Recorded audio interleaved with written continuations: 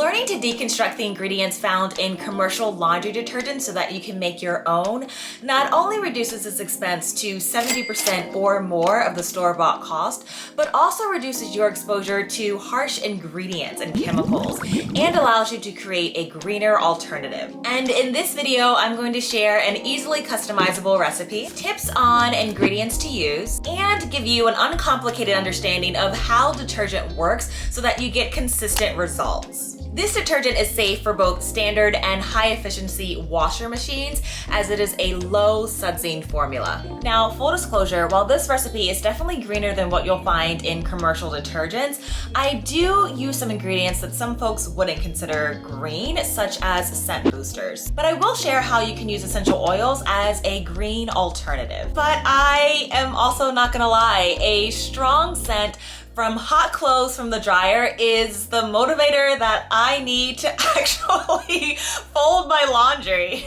That sounds really horrible, but it's true. First, let's talk about how detergent works. The main thing you need to know is that what makes detergents and soaps effective is that they contain surfactants. And according to the American Cleaning Institute, surfactants change how water behaves by reducing the surface tension of water, which makes it easier to break down dirt and grime. So here's the way that I actually like to think about it. So water actually has an introverted personality where it just likes to stick to itself. And you've seen this personality trait of water when it's raining and you see little water droplets that are hitting your window, but they stick together individually on that window rather than coalescing together and covering completely your entire window. So to encourage water to act more as an extrovert, that's where detergent enters. And detergent is a surfactant that contains two different ends. And the technical term for the ends are the molecules. So in the two different ends of the detergent molecule, you have one that's highly attracted to water, and then you have the other end that is highly attracted to substances like dirt and grease. All right, so now let's talk about why it's actually pretty useful to make your own laundry detergent. So one of the things that I love about making my own home products in general is that once you have those raw ingredients, you're not locked into a particular item. And that's especially true in making your own laundry detergent. While we're making laundry detergent, you're going to have the ingredients to do a ton of other things with. Take, for example, borax, which is an ingredient that we'll use in this recipe. It actually has many different uses throughout your home. The first ingredient that we'll be using is baking soda. And baking soda uses the power of pure sodium bicarbonate, which is a naturally occurring substance, to neutralize odors by balancing pH levels. And it also helps to soften your water so that you can use less detergent or bleach. We'll also be using washing soda. The high alkalinity of washing soda helps to remove grease and stains, and it also balances the pH of water to enhance detergent's effectiveness. As I mentioned before, we'll also be using borax. Borax inhibits many organisms, including fungi and mold and bacteria, and it also increases stain removal because it converts some of the water molecules into hydrogen peroxide, which is a brightening, lightening agent. We'll also be using OxiClean, which is a versatile stain remover in a powder form that is activated when it's added to water, although warm or hot water works best. It actually targets the stains rather than the fabric. I often use it on the grout lines around the areas where the toilet meets the bathroom floor. We'll also be using scent boosters, and with scent boosters, a little goes a long way. Plus, these are just good to have on hand for a number of other uses outside of the laundry detergent, such as deodorizing your garbage disposal, DIY potpourri, kitty litter, or even deodorizing your vacuum bags. So let's go ahead and get to the recipe. But before that, if this is the first time we're meeting, hi, I'm Cassandra, and this channel shares how I'm becoming a farm girl while my feet are on both sides of the grass. I work full-time outside of my home in the city, but I love turning our townhome into an urban homestead as I share how I'm sliding the weight of that scale from one side to the other. You'll want to start by designating a container for your soap that has a tightly fitting lid. I picked up this 2-gallon plastic container with a pour spout and oblong grip indent at Walmart for just a couple of bucks. You'll first want to start by grating 2 bars of soap. I'm using Fell's Naphtha, but I know that Zote soap is a popular alternative. While you can use an electric mixer, I like to use a hand grater to initially break it down. And placing a sheet of wax paper under your workspace makes for less mess. Later, I'll toss it in the blender to make sure that all of my ingredients have a similarly ground texture.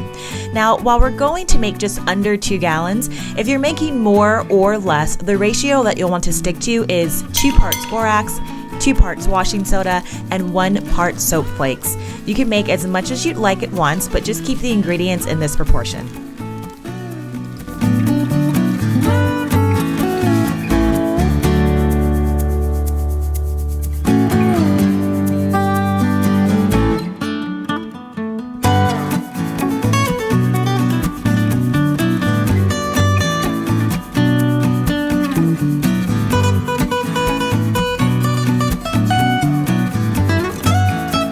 After pouring that into your container, empty 1 full box of washing soda and a full box of borax. To this, you will also add 2 to 2.5 cups of baking soda. And finally, add your scent booster. Now, if you prefer a milder scent, start with a 1/2 cup, 2 cups for a moderate scent, and 3 cups for a very robust fragrance. You'll also add 2 cups of OxiClean for moderate stains, but know that you can always add an extra teaspoon to your loads for heavily soiled fabrics. Once all of your ingredients are in your container, you can either shake it in the container or dump it into a trash bag and turn it a few times to fully incorporate. Now, I'd recommend doubling your bags to avoid small punctures and mess, and as a bonus, you'll have scented trash bags. Don't forget to label your container and keep it out of reach from pets and children, and repurpose a measuring cup that you can leave in the container. Alright, so I do have a couple of tips that I think are important to share as you transition from commercial to homemade laundry detergent. Well, the first tip for me is that I get better results when I add my homemade laundry detergent straight to the drum rather than the laundry compartment that's in my washing machine. So you may want to go ahead and just try both options and see which one you prefer. Alright, the second tip is that you only want to use 1 to 2 tablespoons. And I know, I was not a believer when I first was kind of reading through recipes saying that you only needed that small of a quantity. I mean, for me, if I like something, then adding a little bit more can't be that bad, right? But it's actually the opposite when you're making your own homemade laundry detergent, because it doesn't contain all of the filler ingredients that commercial products have. So you really just want to stick to not more than 1 to 2 tablespoons, certainly 2 tablespoons if you're working with clothes or items that are heavily soiled. Definitely make sure that you are doing a vinegar run.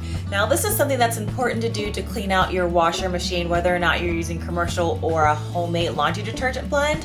I do a vinegar run every 3 months. Okay, so here are my thoughts on essential oils, which I use for a number of purposes throughout my home. If you're looking to keep this recipe as natural as possible, I understand why you would want to use essential oils.